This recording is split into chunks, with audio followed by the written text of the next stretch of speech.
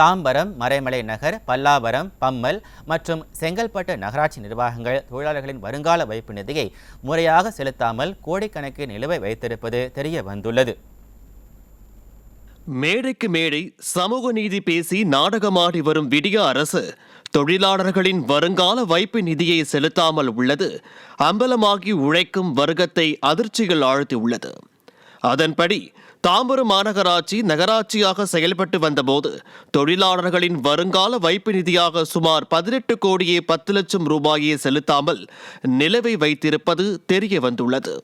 இதேபோல் மறைமலைநகர் நகராட்சி சுமார் 4 கோடியே 66 லட்சம் ரூபாயும், பல்லாவரம் நகராட்சி சுமார் 4 கோடி ரூபாயும், பம்மல் நகராட்சி சுமார் 1 கோடியே 10 லட்சம் ரூபாயும், செங்கல்பட்டு நகராட்சி சுமார் 80 லட்சம் ரூபாயும், அனகாபுத்தூர் நகராட்சி சுமார் 65 லட்சம் ரூபாயும் தொழிலாளர்களின் வருங்கால வைப்பு நிதியை செலுத்தாமல் உள்ளன.